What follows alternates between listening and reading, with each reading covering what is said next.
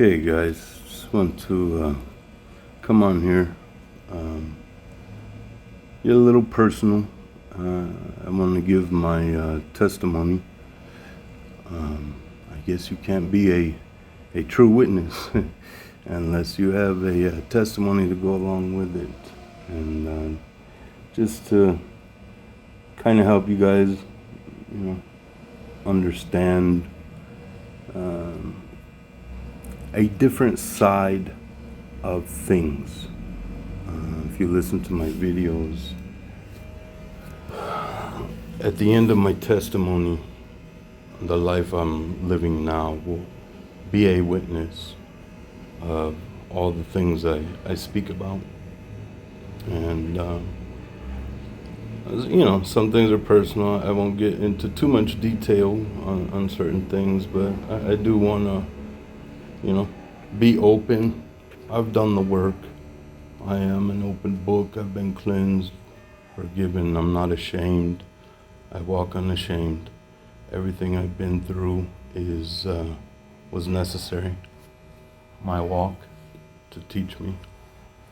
And so I hope you guys stick around and listen. It's actually going to be really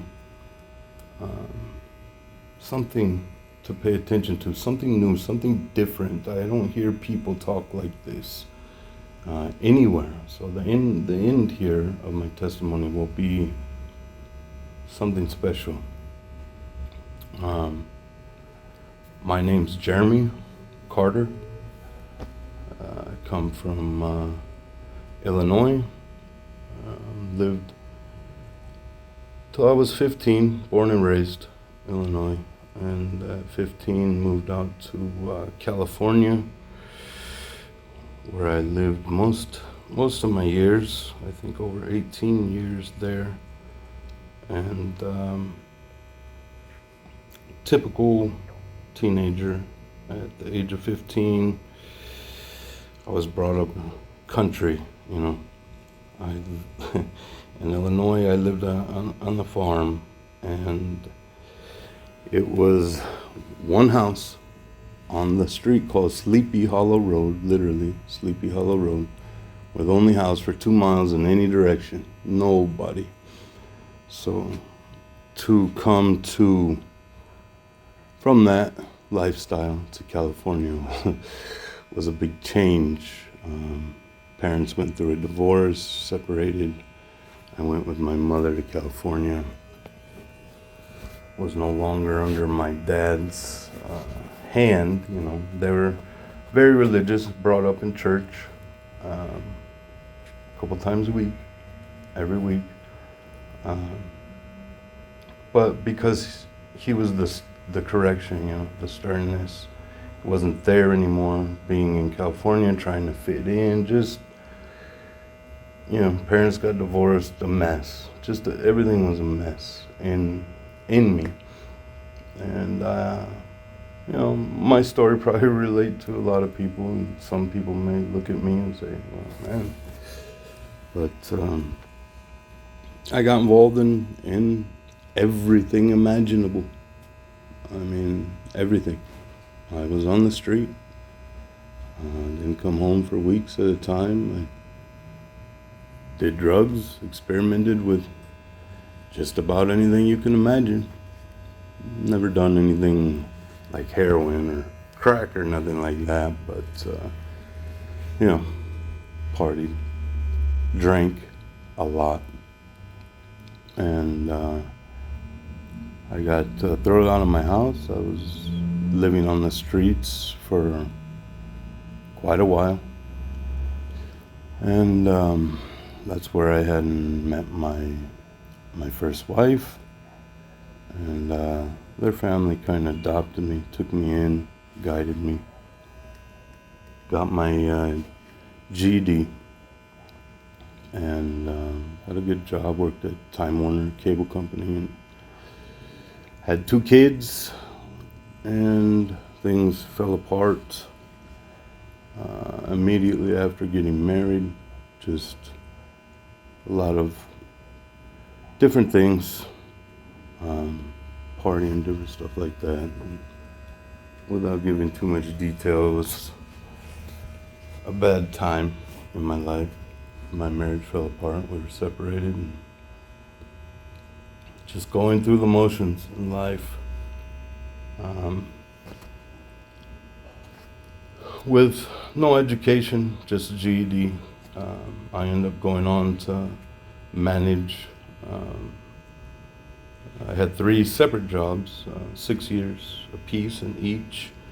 I managed multi-million-dollar businesses and made a good living in California.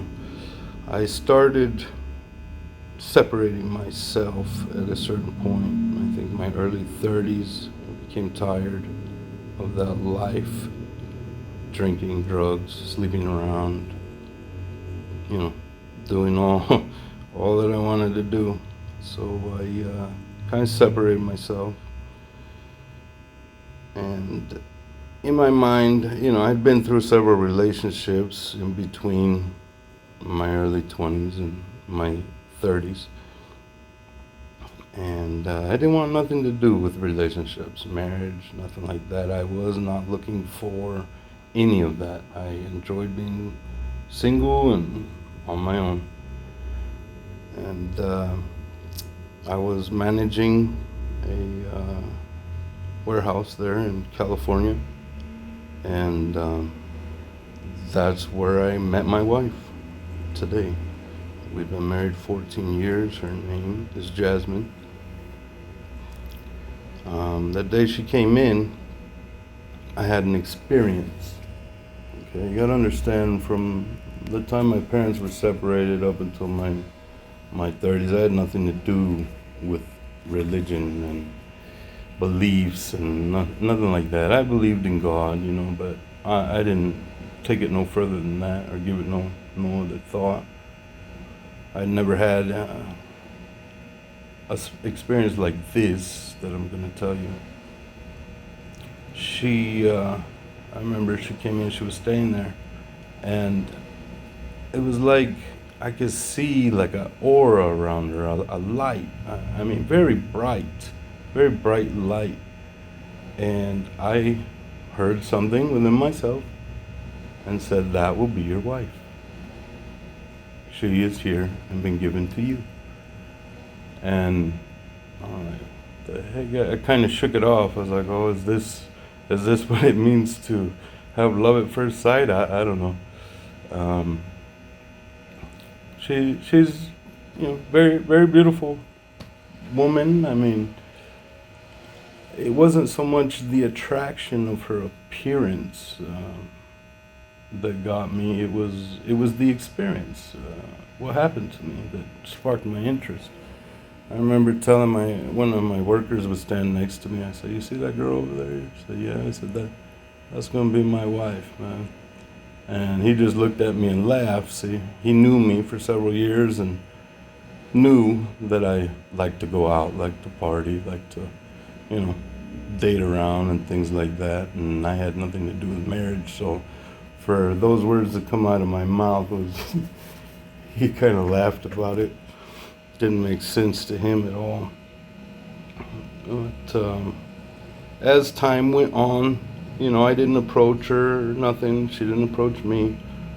And I just remember, like, one day, one of her friends came up to me at work and said, "Hey, what do you think about her? Do you like her and this and that?" And I said, "Well, I don't really know her." And she said, "Well, you should get to know her." So from there, this friend of hers kind of, she started playing matchmaker, and before you knew it, we started dating. And we didn't know anything about each other. We spent most of our days just kind of lip-locked. She's Mexican and from Mexico. So, I mean, she's got the roots. Me, I'm just an old country boy, Italian, Irish, You know, we didn't have much in common, much to talk about, so we kind of just stayed lip-locked. We dated for only 3 months. She was religious in church, and I found myself in a place wanting change, you know, tired of the old life, and so she invited me to church. And you know, when you're trying to change your life or do better, and it's kind of what we've been taught, you know, this is where you go to church. That's where you got to find God, find Christ, become a better person, and all that. So I did go, and experienced it. I was just very open from the beginning and saw many things inside that building and heard many things that just did not make sense to me. If this was God or truth or where I was supposed to be, and just things going on. I'm sure some of you guys can relate to some of the churches you've been to. And anyway, I was baptized there. Invited my family, everybody. Nice day. And we ended up being married within 3 months. I had absolutely nothing at that time. And I had 2 kids of my own. They were with their mother. And she had 4 of her own. She had an older daughter. She has 2 twin daughters and a younger son. So marriage was rough right off the beginning. You know, my kids had always been with their mother since our separation, and you know, I got them on the weekends, but I didn't know much about raising kids, really. I just was all about having fun with them for my weekend. So in the process, I had gone to court and actually won my children back. I got custody of them, so we moved in together. Small place, 3 bedrooms with 6 kids. 6. 3 boys and 3 girls. And I thought, oh my gosh, man, this is a whole new world to me, you know. It was hard, a new marriage, 6 kids, trying to do right, a new belief, you know, religion, and going to church, and trying to change, and doing all these things. And my job was, as a manager, it was very demanding, put in a lot of hours. It was rough. The beginning was very rough, but you know, we pushed through. And you know, it was marriage. It wasn't all beautiful and bells and whistles, and we had our issues, especially with all that we had going on. But we pushed through. We kept pushing. In the church we were going to, I started seeing what they were doing with money. They were trying to make people promise, you know, $1,000 a month, and they brought in this bishop and put in this whole thing. You know, the church was failing with their bills, but yet the pastor lived in a very wealthy home, drove a very wealthy car. You know, the church, the congregation would work on the weekends selling things, tacos, different things that they did to raise money for the church, but yet they were broke. And I told her when the bishop came in, I said, this church is going to fall. It's going to fall within 2 weeks. I had I don't know what you call it. It just came to me. And I told her, I said, we need to get out of here. These people aren't speaking truth anyway, and we need to go somewhere. And well, my wife called me a devil. She said, you devil, you married me, and you're trying to get me out of my church, get me out of my belief, my religion. She chewed me up pretty good.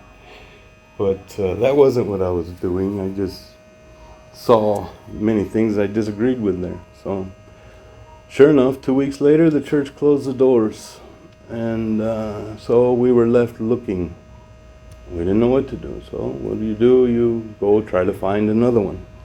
And in that process, we visited many churches. I can't name you the number. I mean, this went on for quite a while. Every denomination, major denomination you can think of, we've been there. We've tried. We've gone to the services, we've gone to their houses, their Bible studies. We did the whole deal. I got to experience all walks, all sides, all understandings, beliefs and doctrines and core dogmas. I mean, I've seen it all, and sat and talked with many for many hours. Pastors themselves. Almost every church we were invited to, the pastors. We became very close with the pastors and friends with the family. We had the kids, so it was kind of company, for their family, kids. So we were always invited to the pastor's house and saw the way they lived and heard the things they say and, the truth behind their life outside of the pulpit. And it's an eye-opening experience, I'll tell you. But anyway, all good people. I love all of them, man. They're just great people. A lot of them helped us out, with all the kids and things that they did for my family. I'm so grateful for all that I went through, and all the people I met, and just beautiful people, all of them. And we kept bouncing. And one night in this process, I'm speaking to my father, my stepmother. They lived in Illinois. We were in California, and they belonged to a church. This is called a bride church. They proclaim themselves to be bride. I don't know if any of you out there have ever heard of William Branham or Raymond Jackson. These are the teachings that they did over there, and my father was sharing these. He would do Bible studies with us over the phone once a week, and we started learning about all this, and it sounded good. It sounded different. It was very different from anything we heard. And anyway, one night my wife has a dream, and she hears a voice, and this voice tells her, go north. Go north. 3 times it spoke to her, said, go north. So she couldn't really figure it out, and we're sitting there outside one night, kind of late at night, maybe 9:30. It was cloudy, very cloudy that day, that night, misty even. We're sitting in 2 lawn chairs in the middle of my yard, and we're just kind of talking and just looking up, and she starts telling me this. I heard this voice 3 times, says, go north. And she says, I think we need to leave California. I think we need to go to your dad's church over there. And, that's where the truth is. We're searching for truth. We were, desiring these things, desiring true change. So I think we need to go there. And as she's speaking, I kid you not, you're talking cloud cover, like pure clouds. Couldn't see a star in the sky. Where we were sitting, as God's my witness, the clouds started separating like a circle. It was just like a hole right above us that was clear. You could see the stars up there, and the clouds were all around it, but just this circle above us. And all of a sudden, I'm talking like 30, like a big flock of white birds flew above the clouds, over that hole that was clear. And sorry, get choked up, but it was something, we were witnessing something. And she said, this is a sign. This is what it is. We need to go. I want to go. We need to go over there. That's where we need to go. I said, okay. So I said, what do we do? How do we do this? We just had got a house together. We got 6 kids.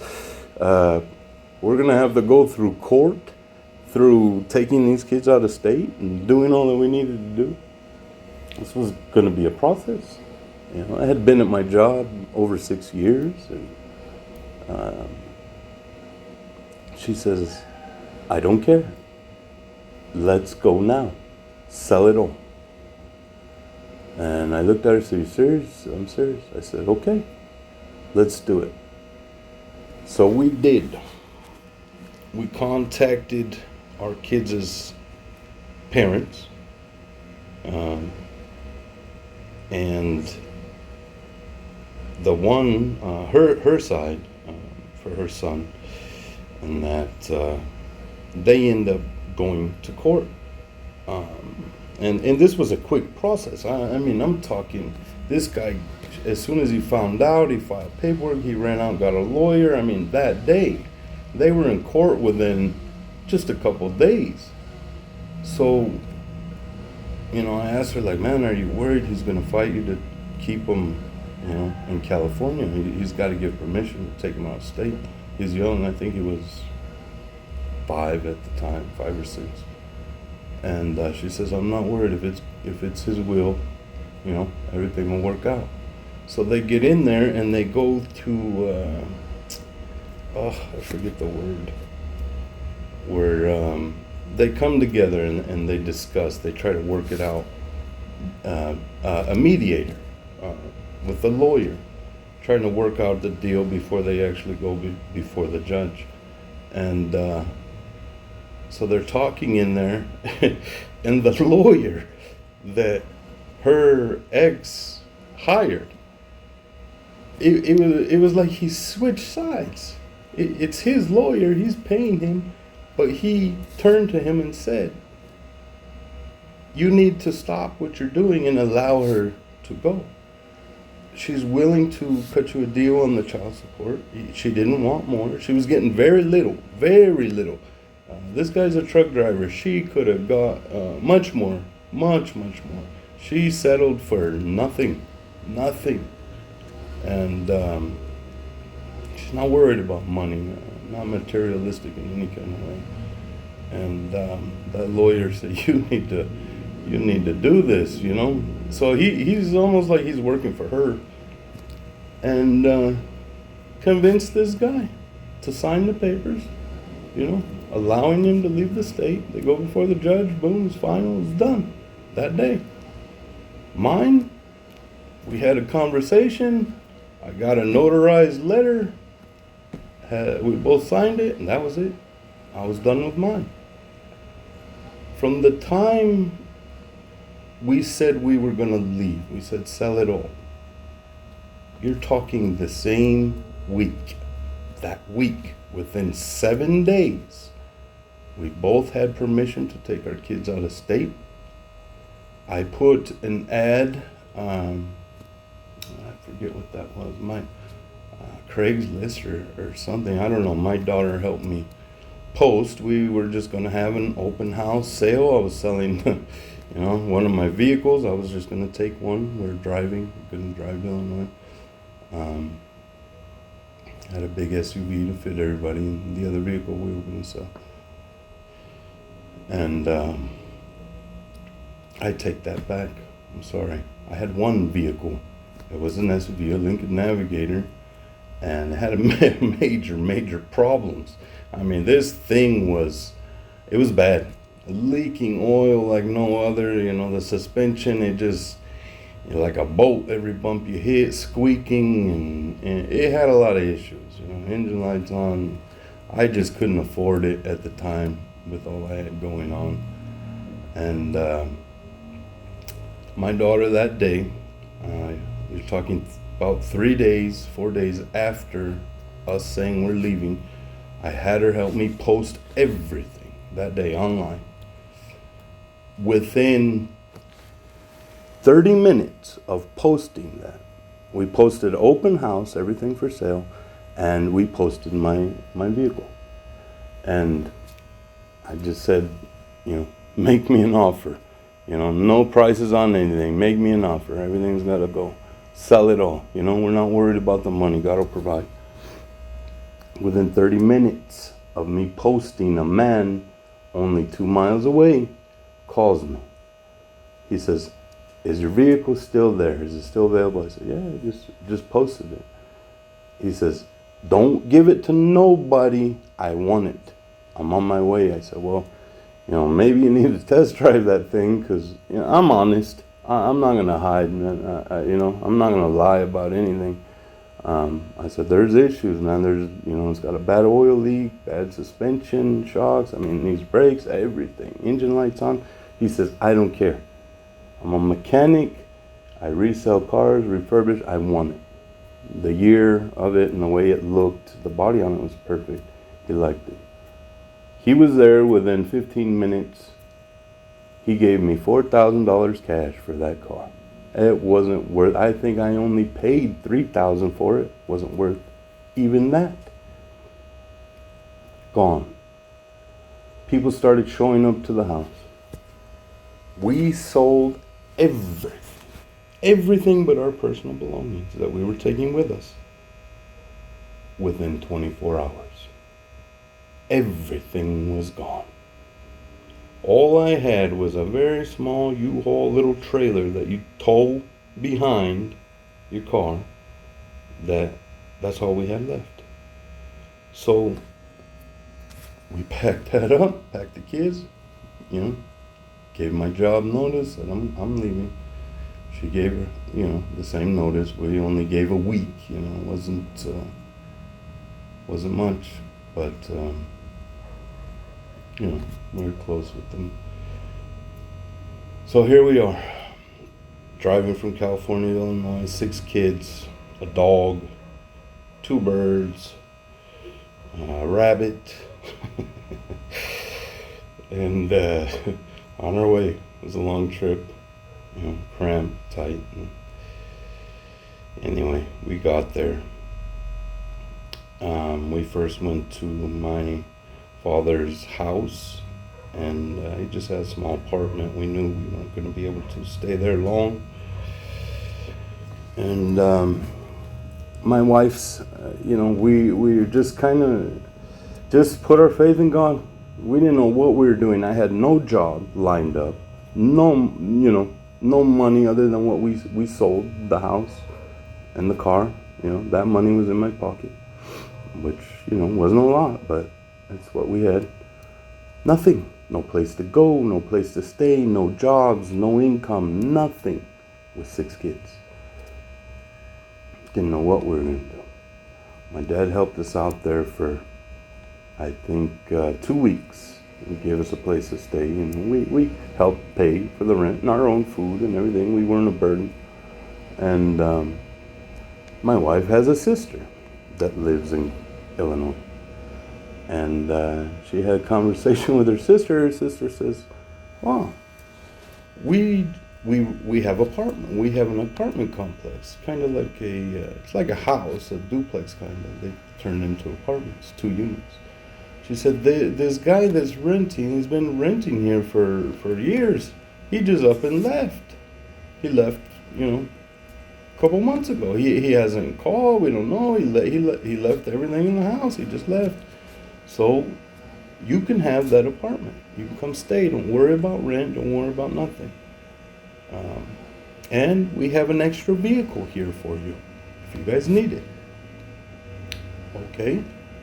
So we go to the apartments where her sister owned. And It's amazing. The cupboards were full of food, full to the brim. They had family members come and visit and stay, and whatever this guy left behind, and friends, people that had visited them, they would stay there and leave and stuff like that. Full of food. I mean, a pantry packed full. Dishes, pots, pans, furniture, couches, beds, bunk beds. I couldn't believe it. It was a miracle. A miracle. God provided everything we needed. We lacked nothing. Nothing. We sold it all in our minds to follow Him. In our intention, true intent to follow Him, the truth, seeking after Him. We're trying to find Him. Even though we were in the church, in the religion, our intentions, our hearts were pure. We didn't understand these things. Provided completely. My wife ended up getting a job right around the corner real quick, within days. I also got a job within days. I went to a construction site. They built walls, wall panels, and different stuff called Mid-States Concrete up by Wisconsin. And this is a union job. People were there, their dads, their uncles, their brothers. I mean, these guys are good old boys, been there forever. Within 3 months, I was in a meeting with the owners of the company because of my past experiences of managing. I had brought some things up to them. They loved the idea. Loved it. I no longer worked under somebody. They promoted me to foreman, manager, gave me my own building, hired me my own people. I was doing good. It was just people there. I mean, I did have a lot of enemies. I had a lot of people judging me and had a lot of bad things to say about me. This is the union boys and good old boys. They've been there for years and years, families, years and years, and never had an opportunity like that given to them. Within 3 months, I was in my own building with my own crew. And my wife was doing good. We ended up moving into a house, 2-story, 4-bedroom house, with a full basement, big backyard, plenty of room for all the kids. I mean, it was perfect. We only paid, I think, $600 a month rent there, and everything worked out. We lived in Illinois for 6 years. The union there started messing around with insurances and different things. And anyway, they went on a long strike. I ended up going and getting my CDL, became a truck driver over the road, and quit there. Now, in this whole process, we were going to that church, the reason we left for, my dad's church, the entire time. We lived up in Rockford, northern Illinois. They were down in Montgomery, Illinois. An hour and a half, almost 2-hour drive to get to church from our house. We did it every Wednesday and every Sunday. 2 hours there, 2 hours back. That's a lot with 6 kids and a full-time job, getting up early in the morning, a lot to do on the weekends, a lot of gas, time, money. It was a lot to do that, but we were dedicated. This is what we came for. We drove it every time. Good people in the church. These were when I was younger, before I left to California, in between ages of 5 and, I don't know, 13 maybe. These are the church people I grew up with, right? My dad goes there, my family goes there. These are people that knew me as a child. So I was comfortable. I was comfortable. I knew these people. And I don't know. I started going over the road, truck driving, and I got a Bible app that it reads you the Bible. So I got a headset, and I was over the road. I no longer was able to go to church and do these things. My wife did. She still went. She still made the drive by herself, even winter, snow and ice, rain and hail. Dedicated. But as I was listening to this Bible app, now I've never done that. I've never really read the Bible. I was over the road truck driver for about a year and a half. Within that year and a half, I would play that app 14 hours a day, straight through. I was able to cover the Bible 3 times, front to back. It would read it to me. In that process, I started learning a lot. These people, these churches, these religions, even the one we were in at that time, they're not speaking truth. They're not saying what's actually being said here. I started realizing, so I started waking up. And I started telling my wife, I said, look, these people are talking nonsense. And she used to call me after church, tell me what they talked about and stuff. And I said, that's nonsense. She'd tell me what they said, and she'd make notes and stuff, and I'd show her the difference. I said, no, this is what it says. So we started learning these things. We started waking up.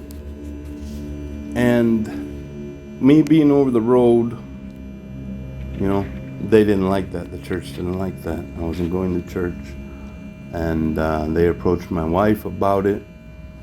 And my wife liked to listen to many things and read books and, visit people in different churches. And she was just very sociable, friends, And they got on her about it, visiting other churches, listening to other pastors, and approached her. And treated her real bad in front of everybody. Anyway, she saw what I was talking about, and she ended up leaving as well. So we found ourselves here, sold everything, moved from California to Illinois with nothing provided for, to go to this church thinking we found truth. Come to find out, that truth wasn't in that building, and it wasn't in that pastor's lips either.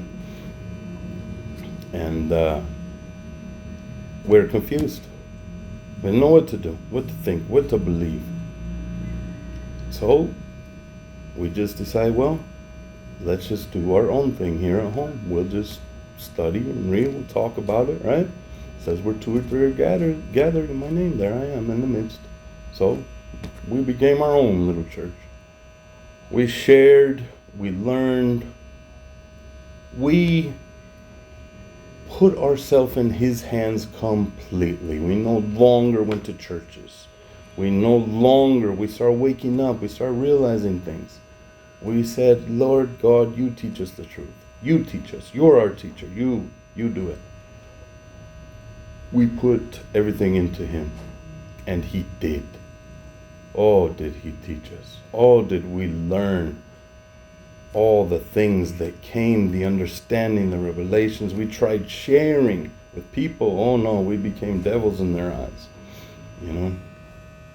The pastor even had a whole sermon about us and condemning us by name. Even my own family, betrayed me in personal things and beliefs I was telling them. Went and told the pastor behind my back, and I thought it was a private conversation. Well, it ended up being a whole sermon about it. Not only the people sitting there, but online as well. But we were cast out, cast away. I said, don't come in here, don't come back. Your tares. And So there was division already within the family and different things and beliefs. Anyway, this went on for a little while. This was in 2017. 2017. We started doing this just before September 23rd, 2017, if anybody knows about that Revelation 12 sign. We started right around there. We started waking up, literally. So we continued like that for 3 years. 3 years. My wife's father is from Mexico. He's a citizen, United States, but he had property out here in Mexico. He built, constructed a lot on his property. He made an apartment complex. There, over 10 units he constructed. And he became very ill, and he ended up dying. And her mom lived in California. There, they used to visit Mexico, stay 3 months, go back 3 months. And my wife has a dream. A very, very deep, detailed dream.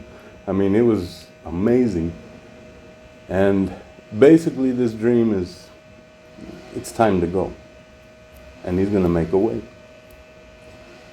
And I think it was the day, she told me that dream, and it was a couple days later. I was at work, truck driving. I had an experience.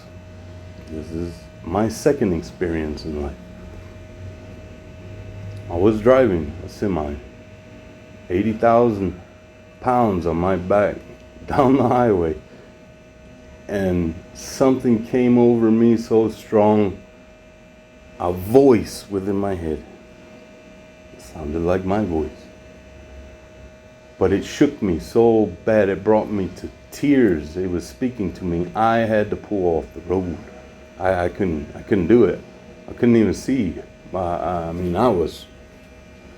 Tears were flowing. I couldn't focus. I had to pull off. And I sat there in that experience for quite a while. It lasted for about 5-10 minutes. And I just listened to it. And it was basically telling me what her dream told her. It's time to go.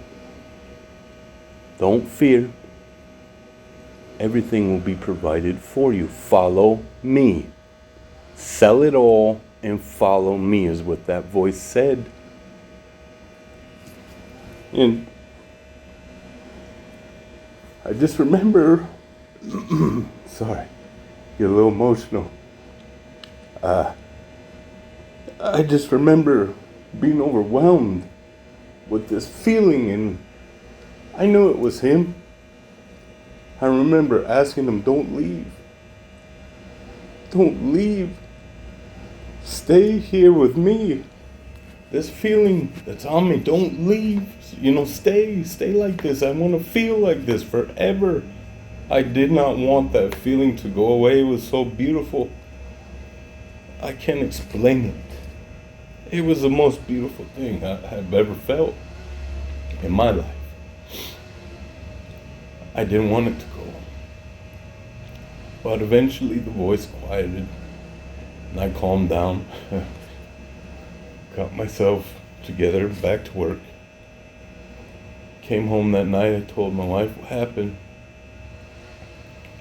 She said, well, my mother called and my father has passed away. We'll make funeral plans and all this. But out of the conversation, and conversations come in the next couple days, she said, her mother, I'm talking about my wife's mother, she said she was going to sell this place here, the property in Mexico. She didn't want to travel by herself, and being a woman, it's a lot to keep up with, guys. I don't know if anybody has been to Mexico, but it's different. I'll just say that. It's not like America. You don't have all the things that they do. It's hard here. And she said she was going to sell it. And my wife ended up talking to her, and she said, look, what if we go with you and, take over the property, we'll do everything. We'll do all the work that needs done, the maintenance, fixing up. There were some units that weren't finished yet, that were still in construction. Things like running water, electricity, toilets, basic things. There was a lot to be done. And she said, well, what if we go out there and we just do this? And her mom said, okay, then I won't sell it, and I'll go with you, and we'll live there. We'll start a life there. She just lost her husband. She was ready to go. She's from Mexico, deep Mexico roots. I mean, she's only Spanish speaking, no English, so America was hard for her anyway. She wanted to come home where she felt safe and comfortable.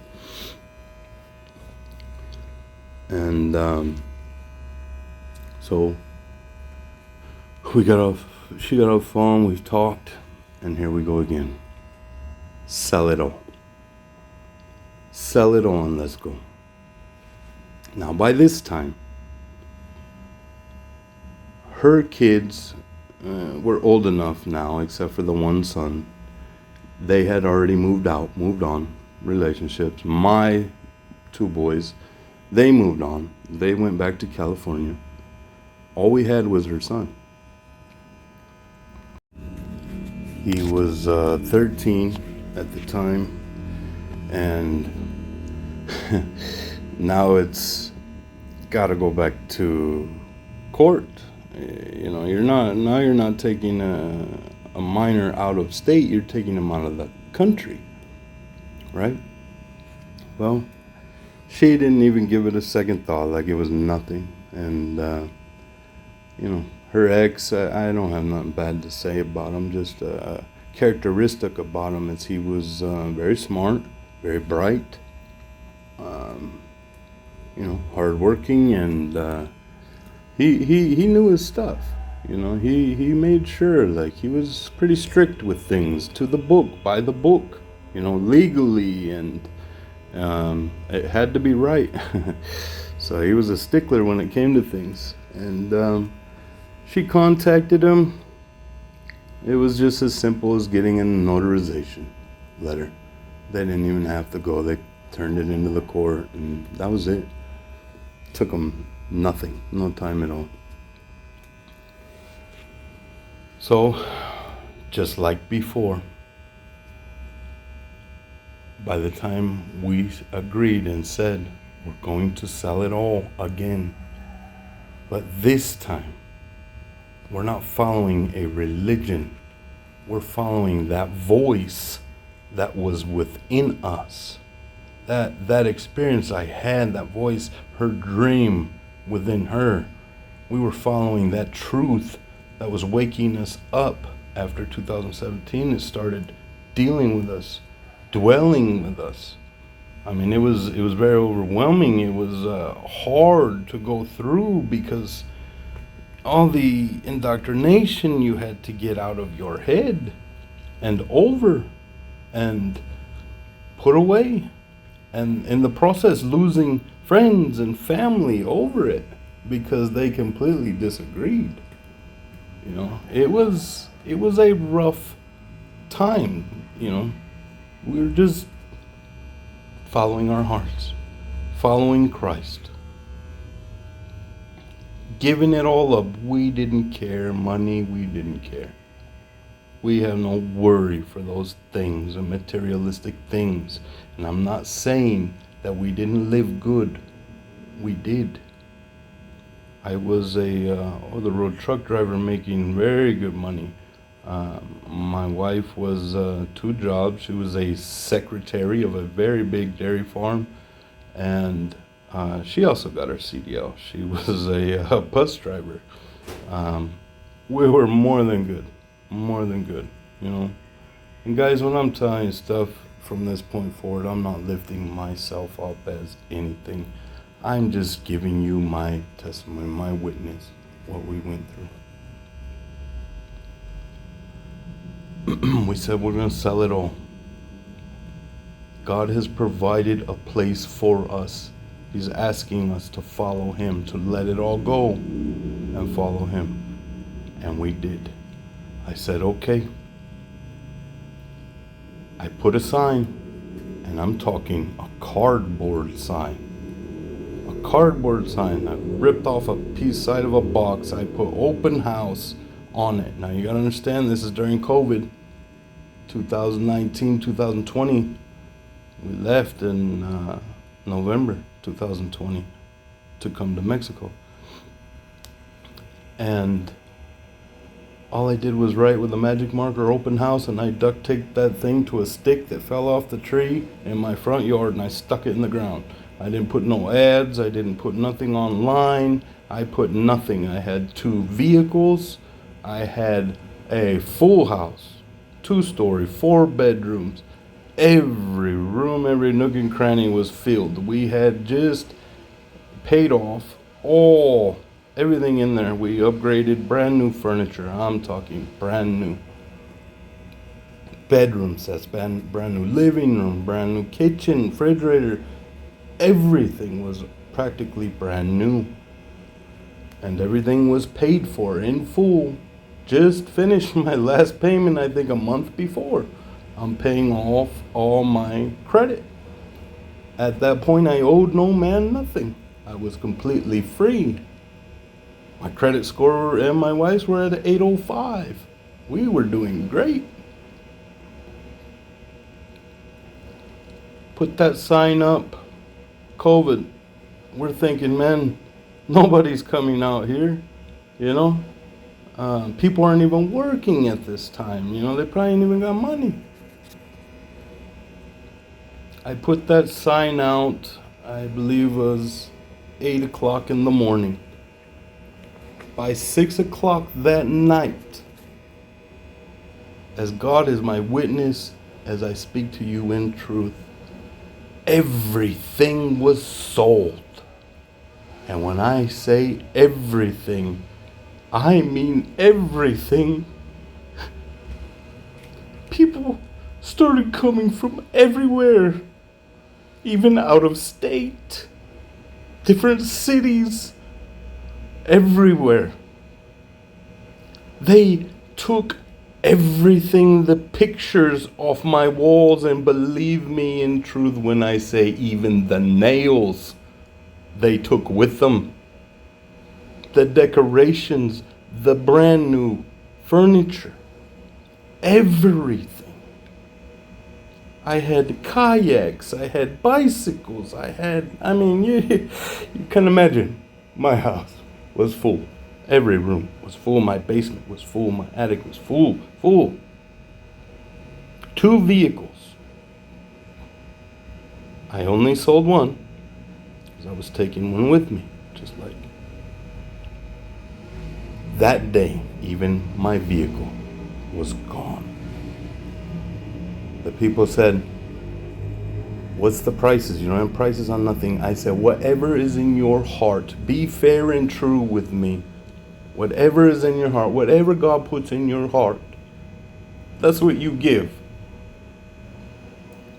We had so many people in there. Me, my wife, and my kid had to split up with notepads and follow them around and build them piles within the house so nobody else would take out of their pile. We were writing down everything they had. We had to make little piles for each of these people. Were following around the house, whatever they wanted, they would put in a pile. By the time it was said and done, 6 o'clock that night, my house was empty. We sold everything. I had nothing but about 4 bags of trash that I put out by the street. This was old clothing, just old stuff, just nothing really like anything, just what the rest of what nobody wanted, clothes and different things.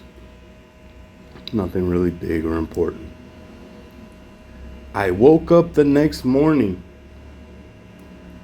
They had ripped open the bags and even took it off the curb. Everything out of the bags was gone too.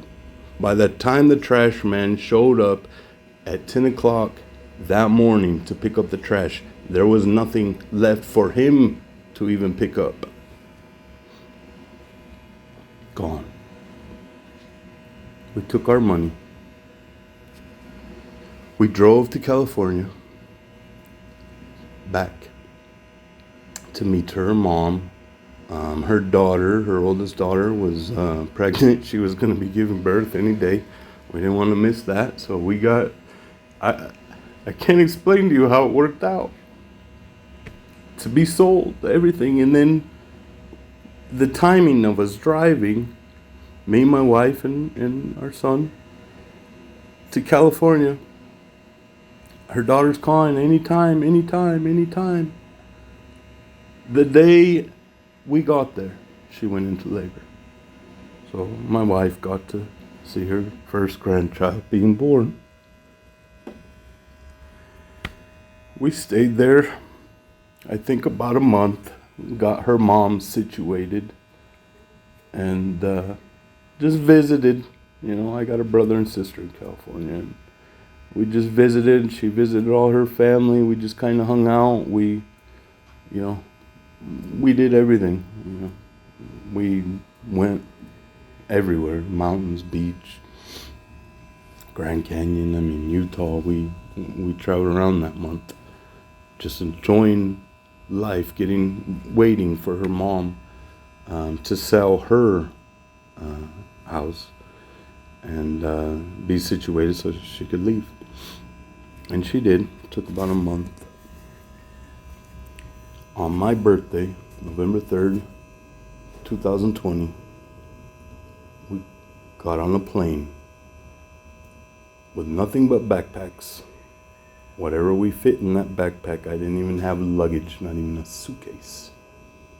Me and my wife each had a backpack, my son had a backpack. That's all we kept. My car I left in California and gave it to her daughter and her husband to use. We boarded a plane with our backpacks and whatever money we had in our pocket. I have no pension, I have no retirement. At this time, I'm 46 years old. I have no income whatsoever. Nothing. My wife, she's 42. Same. No income. No pensions. No nothing. Not a penny coming in. Nothing at all. We didn't doubt. We didn't have worry, concern, nothing. I know some of you listening to this, if you've made it this far, because I've heard it from my friends, family, personal acquaintances. What an idiot. Are you dumb? What about your future? How are you going to live? How are you going to survive? What are you going to do? You gave up everything your whole life to go to Mexico? Really?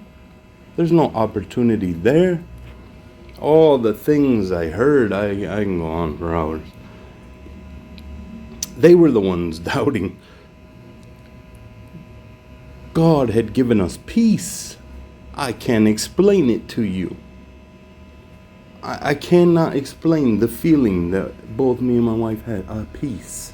Not like the world has peace. I'm talking a peace from within. Not a worry. Not a care in the world. Right?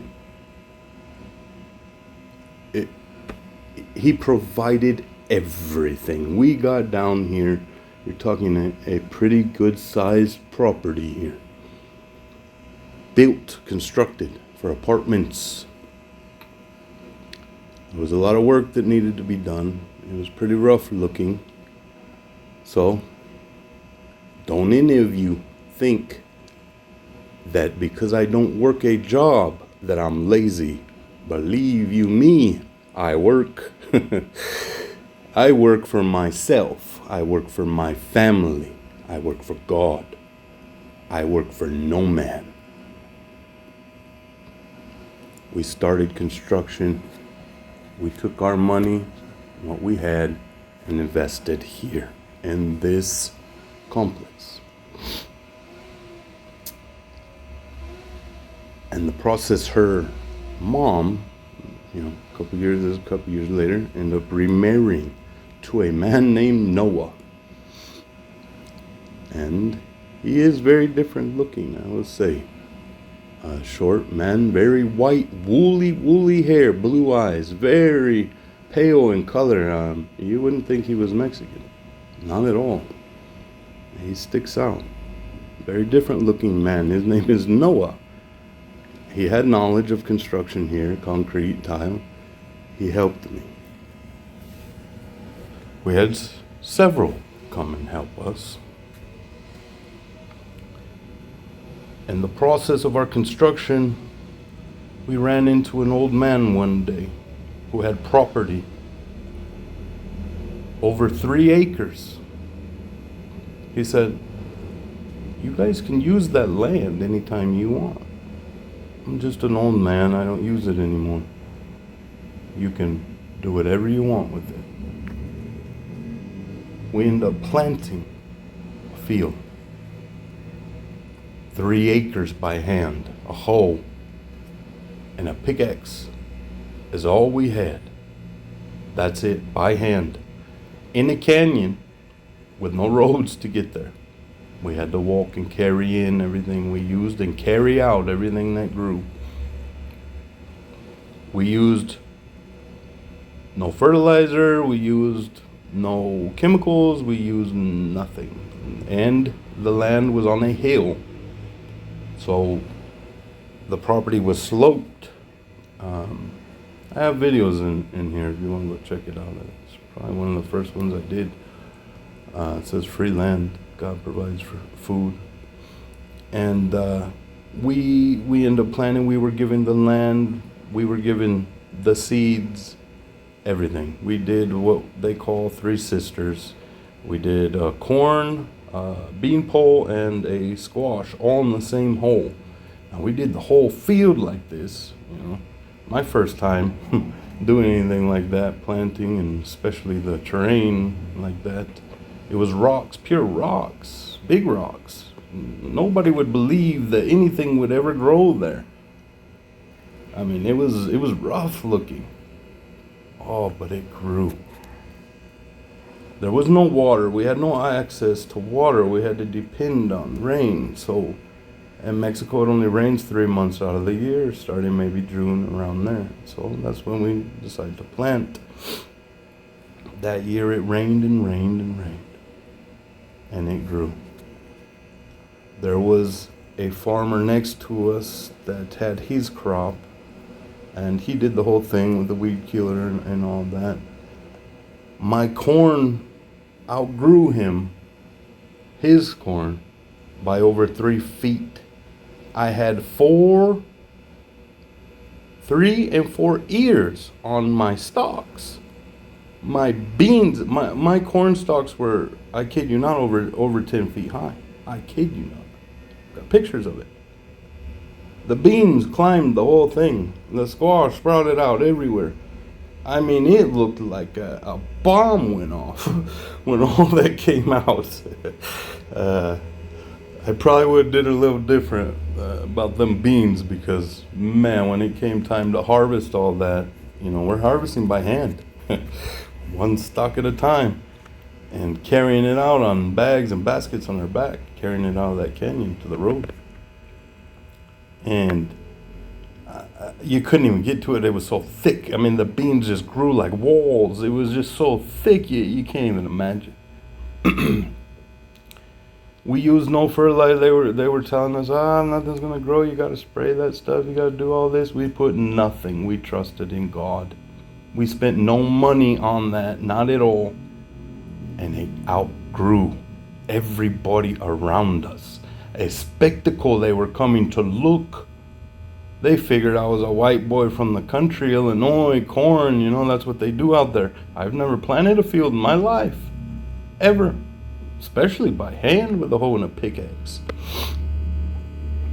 To this day, that was almost 4 years ago, the harvest that we got out of that, of beans and all the corn and the squashes are the pumpkins, they're gone now, but to this day, I have huge bags and bags and bags set up on shelves that we sift every so often.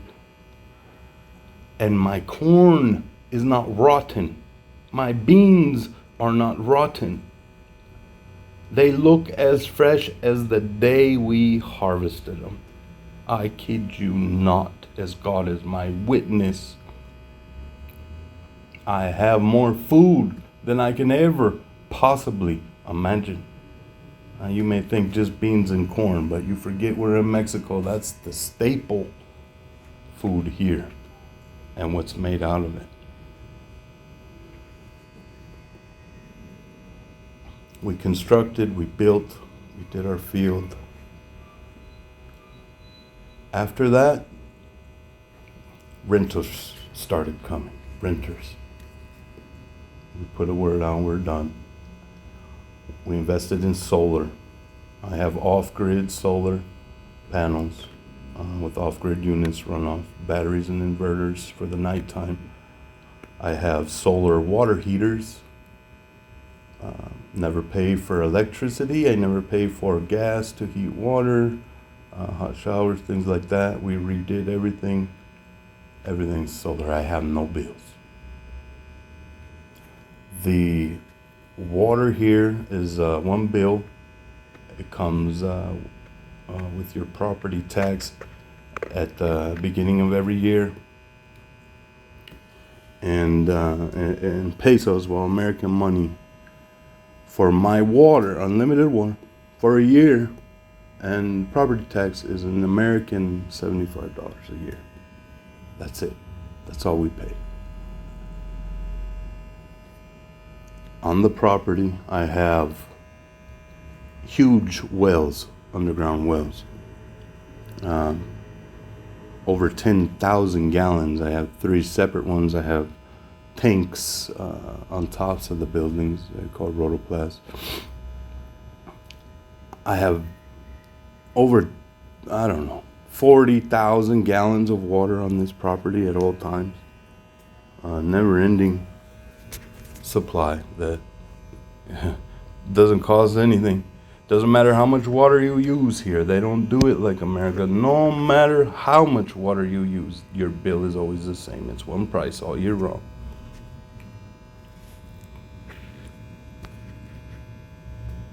Everything that was coming in from the renters was pure profit. Pure profit. It pays for everything. It pays for my food. It pays for everything I do. It pays for me traveling. It pays for everything. Everything. Provided here. I work for no man. Now that my work here has been complete and the construction is done, we took the time to work on ourselves. Being separated from the world, separated from society, separated from all we know. We had all the time in the world. So we went within and we've done the work and we've witnessed the miracles. With no income coming in, no money at all, other than what is profited of the apartments here.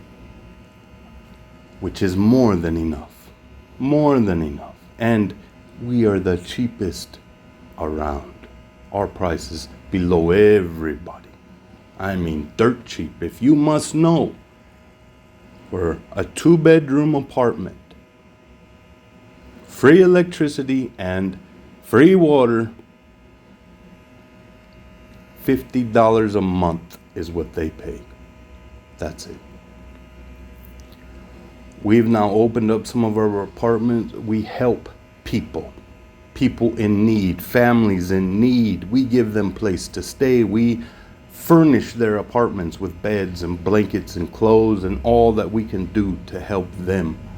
We go out and find people that are in need, that need help, and we take them off the streets and bring them in and charge them nothing until they get on their feet. If they decide to stay and they're able to, they pay. But they're welcome to stay as long as they want for free. Out of my harvest of the field, we use to grind the corn. The beans, they make tortillas, they make all kinds of stuff out of corn. I don't think you realize how many things you can make out of corn. Drinks, they call it tole, all kinds of things. Beans that feed them. We use to feed people, to help people. And it doesn't run out. I've been on the same bag of corn. I have many. I kid you not. It does not run out. It's still here.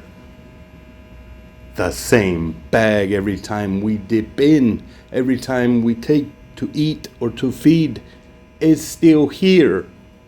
Still, to this day, 4 years we're talking here. It doesn't run out. You don't understand these things. How they're possible.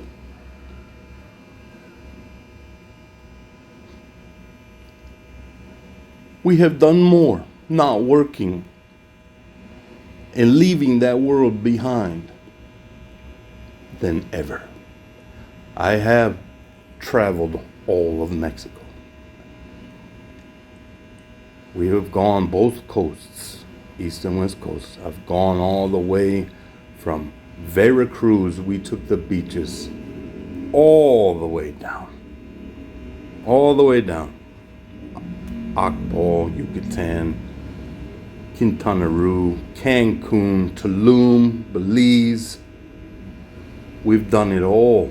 And we stayed in very nice places, guys.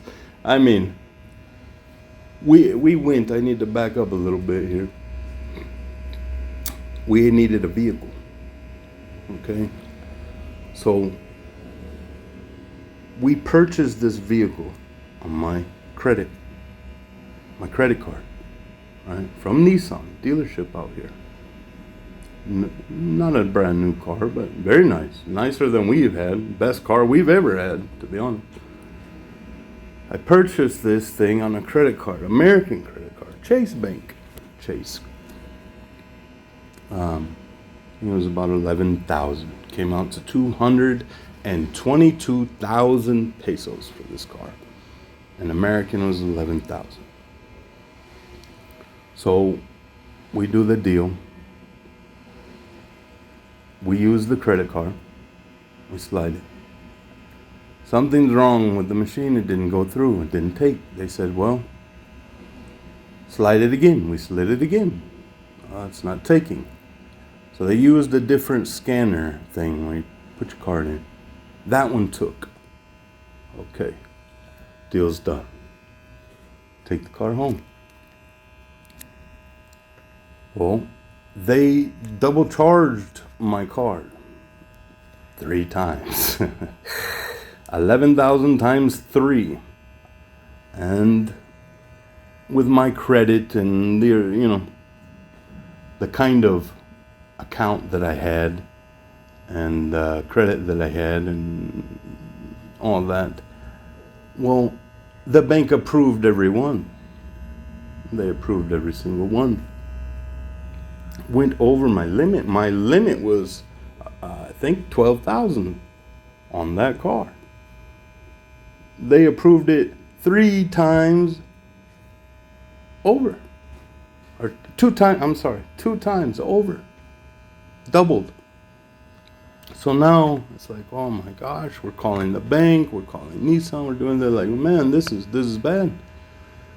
This is bad. So, long story short, it took a little while. And by the time it was all said and done, they gave us the car. Nissan cut us a check for what they charged over. The car we bought was $222,000. We got the car. They cut us a check for $222,000. At that time, with Chase Bank, I don't understand it to this day. And we have called and checked and made sure and gone over and been reassured the account is done. It's closed. They took it as something happened in their system that day. Some kind of weird thing happened. They should have never allowed that car to go over double the credit limit. It should have never been able to do all these things, but it did. Some kind of blip come up, and the balance ended up being 0. We explained to them, we have a car, we bought this car with that card, we checked with Nissan, they got their money, they even cut us a check, everybody is okay, they told us for months, we're okay, stop worrying about it, there's nothing showing in our system. I have bought a car with 0 money and given a check for $222,000, $11,000.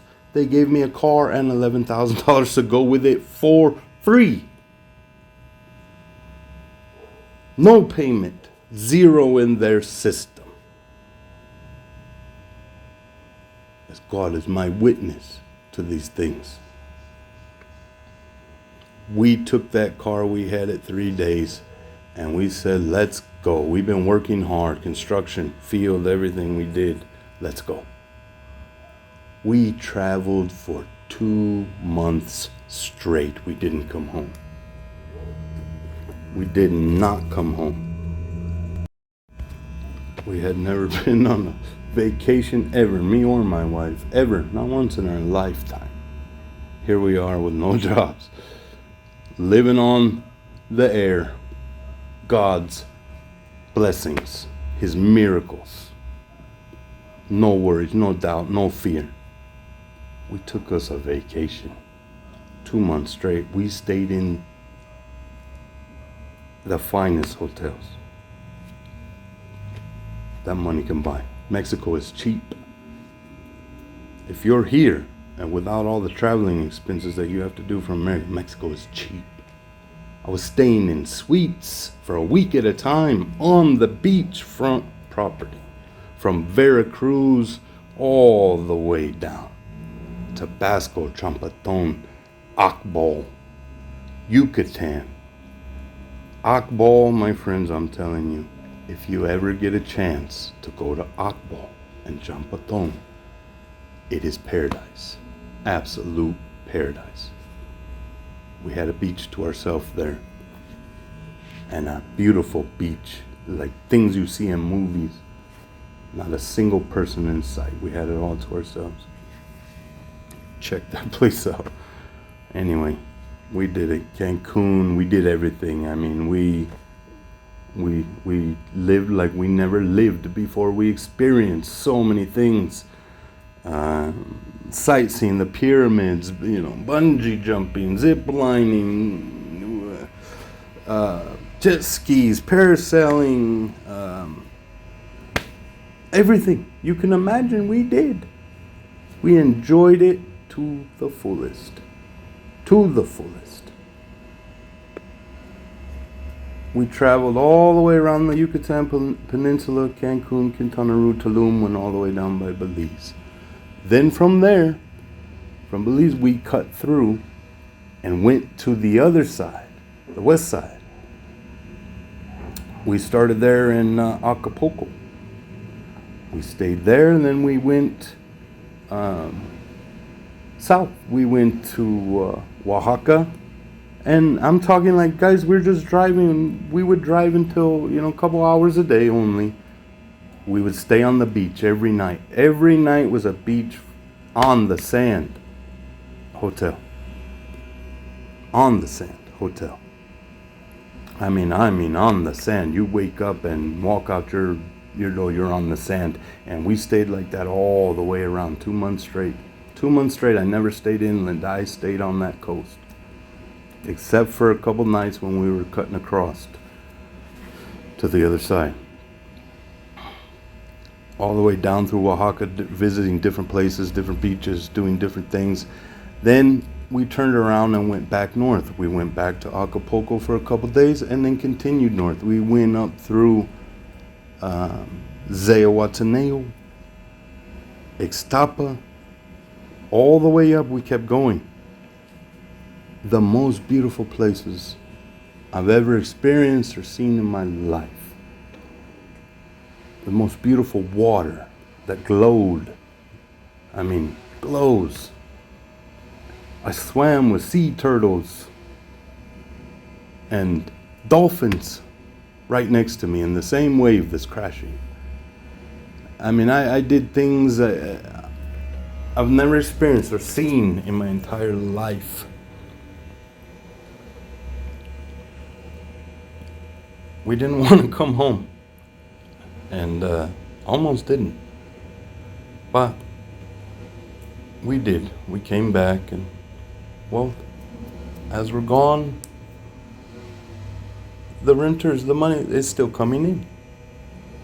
It's still replenishing. It's still coming.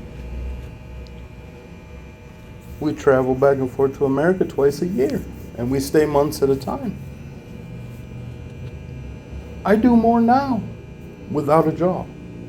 I have more now without that system. I have more now putting my faith and trust in God, my life in His hands, than I ever did in the world with men. You will never understand what I'm saying unless you witness it for yourself with your own eyes. You put all that away from you, all that religion, all that doctrines and men's and teachings. You put that world behind you, all that money and slavery. That's what it is. Slavery. You work and work and work for what? To pay more, to work harder, pay more for your food, more for your utilities, more for your homes, more for your life, just to get to work. Take on His yoke. It's light. Do His work. The work within. Put your whole faith and trust in Him. I hear people say, well, I have faith. I have trust. I believe. They only believe as far as that next paycheck. They only believe until the first when them food stamps kick in from that government. They only believe what's in their bank account. They only believe by the house they live in, the car they drive. You take all that away from a so-called believer. And what's left? Can they handle it? Where is their faith and their belief now?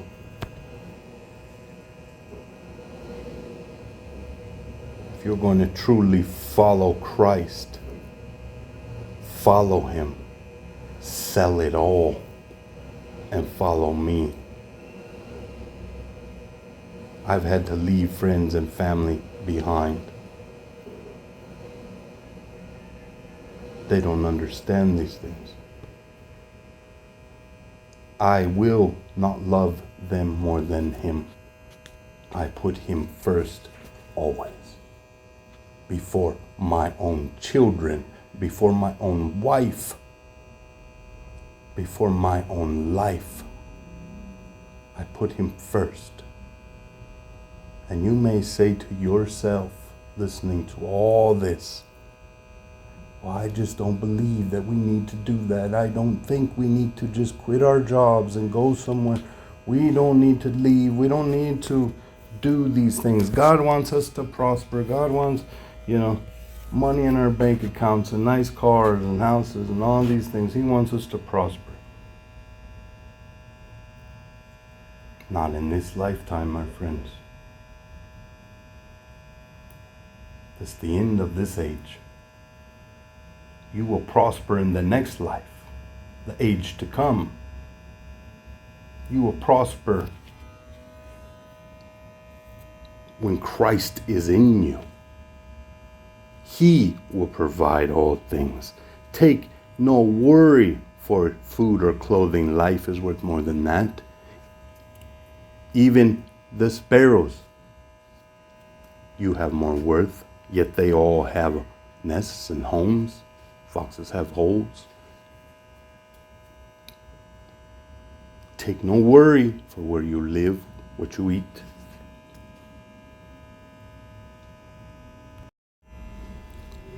You will never experience the truth that is Christ within you and the life you now live, being crucified with Christ and him living within you, the life you now live is beyond comprehension to the world. They can't understand it. And you know what? They hate you for it. They're jealous, envious, covetous. They hate you, despise you. Even the words that come out of your mouth, they hate you. They hate to look at you, hear your voice. They hate you. Your own family hate you. Want nothing to do with that word, that understanding, that revelation. They rather live in darkness and stay indoctrinated. Stay in that world, putting your faith and trust in your own hands, the work and labor of your own hands you worship. I worship God.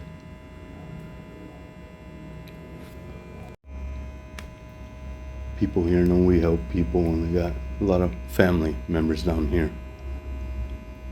I don't even have to normally buy food. There's so much food. We have to give it away. It's given. They come with, you can imagine, tamales and tacos, and every day is different chicken. I mean, it's too much. It's overwhelming. We got to give it away. We pass it out. Give it to people. It's overwhelming, I kid you not. It's too much. When he says your cup will overfloweth, it will overfloweth. When he says, try me, and see if he don't open up that heaven and pour out them blessings. But you keep living in that world. You keep trusting in it. You can't imagine. You don't want to imagine. You don't want to believe that you should even do that. Your indoctrination, your religion teaches you otherwise. You wouldn't even fathom to sell everything and follow him, the work within, Christ within you. Put your whole life in his hands. I mean your whole life, not just your understanding or belief, your whole life. What you eat, what you wear, where you live. He'll pour it out beyond measure. I have lack of nothing, need of nothing, want of nothing. I work here. I take care of things here. Maintenance, I help other people. I paint their houses. I do things for them as well. I'm not a lazy person because I don't work. I probably work more than most of you. Harder. Everything's concrete here. No hand tools. It's all no power tools. By hand, everything. I'm not lazy.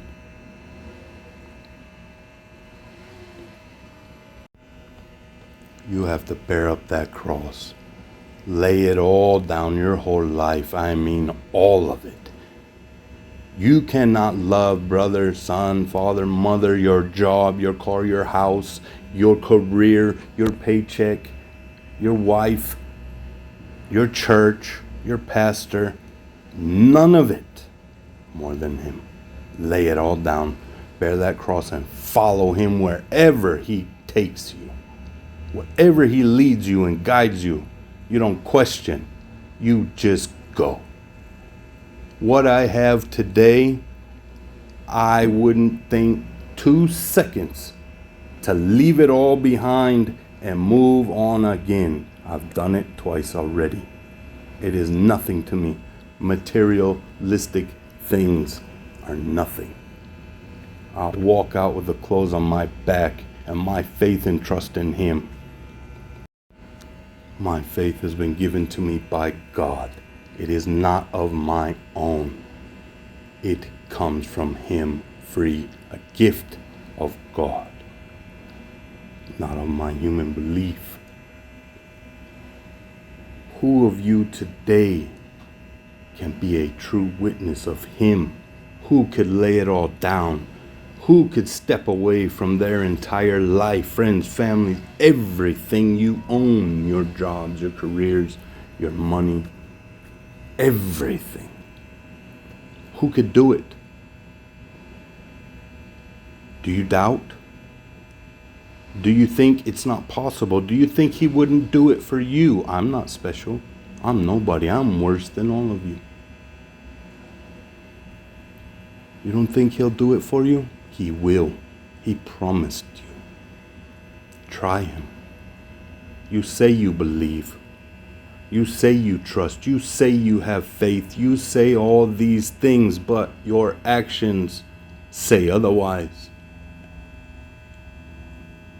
I do not lift myself up, nor boast of any of this. I only speak the truth of what I have witnessed with my own eyes, like it or not. I am only speaking of what I have witnessed and gone through and experienced. I am a true witness of it.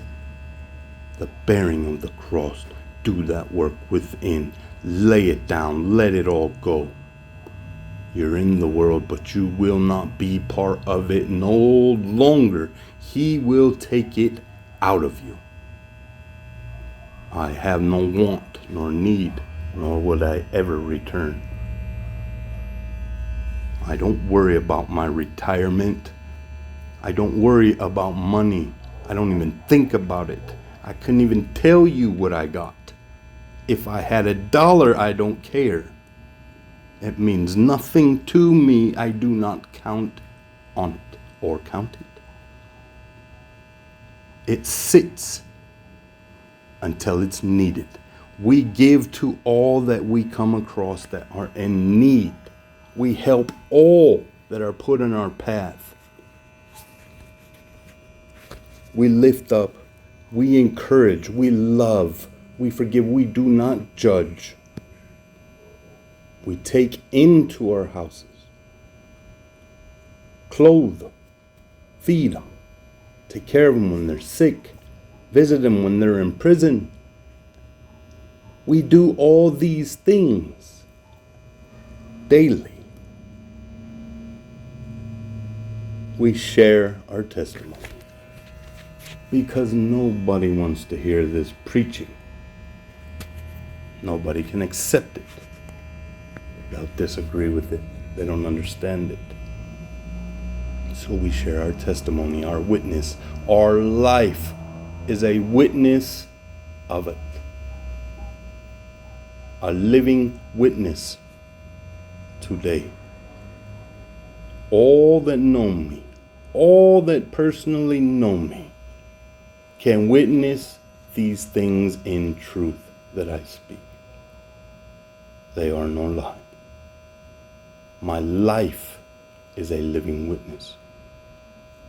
My very existence, where I abide and what I eat, are miracles provided by God's hand, not mine.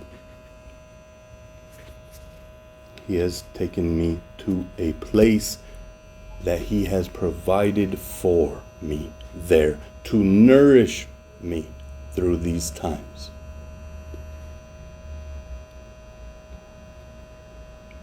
That's my story, guys. That's my witness to you. For my friends and family specifically, if you do not believe the words that I speak, believe the works that I do. Believe the life that I live. Believe the miracles